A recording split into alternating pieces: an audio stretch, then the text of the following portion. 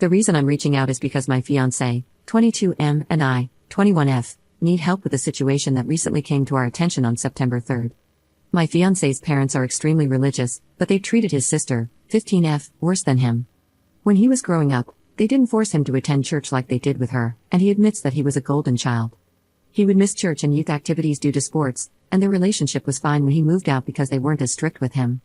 He was allowed to work and have secular friends, and they didn't impose purity expectations on him as they did with his sister. However, we were recently made aware of something that has compelled us to rescind their invitation before considering cutting them out of our lives completely. We want to seek advice before taking such a significant step. His dad made a Facebook rant about discovering his sister preferring girls through parental controls revealing search history. He also ranted about the importance of such controls and mentioned speaking to someone at church who may share his views. However, on September 3rd, she is scheduled to be prayed over during the service, and we're concerned about her well-being and the apparent pressure for her to apologize.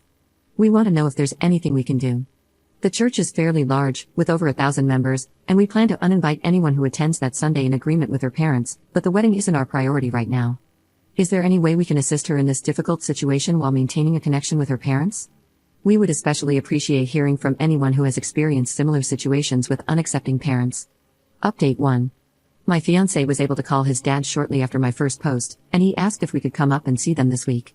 He didn't engage in a confrontation on the phone because we thought that might jeopardize our chances of seeing her, or risk being cut off for disagreeing, which is why we haven't rescinded their wedding invitations or taken any hasty actions.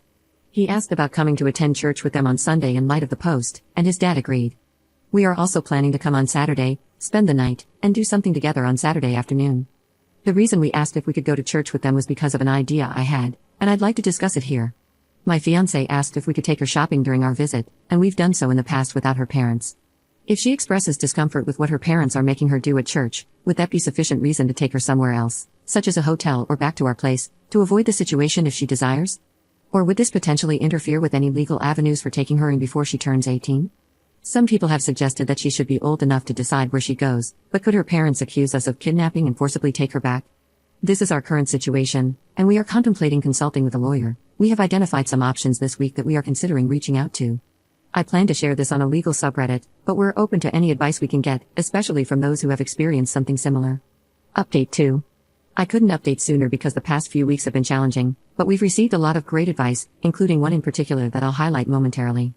Many people suggested that we needed to consult with an actual family lawyer for advice instead of relying on Reddit, and that's what we've done since our previous post. We initially came to Reddit because we had less than a week until his sister would essentially be outed to the church. As mentioned in our update, and later confirmed by the lawyer we consulted, we now understand that attempting to remove his sister from the situation on September 3rd would have been a terrible idea, potentially resulting in his parents pressing charges for kidnapping. This emotional idea was rightfully criticized by many in our update, after several had suggested taking her for a drive to remove her from that Sunday in our first post. When September 3rd arrived, we were able to stay at her parents' home for the weekend after my fiancé received permission in our update post.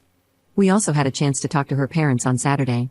Before delving into what was said, someone in our update made a comment suggesting that we don't rock the boat with her parents. Instead, we should try to show his sister a healthy, straight relationship so that we can be a part of her life and provide her with a place to vent if needed. We both liked this idea and decided not to rock the boat when we saw them, but my fiancé has struggled in the aftermath of that weekend, which I'll get to later. Long story short, her parents informed us that they're going to have her talk to someone, a leader at church, about her liking girls.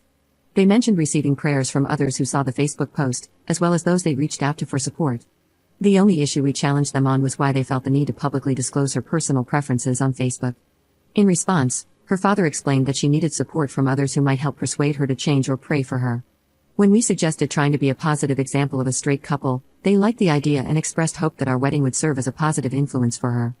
Additionally, they mentioned that college would be off the table for her unless she showed a willingness to change, and this was in addition to the privileges they had already taken away.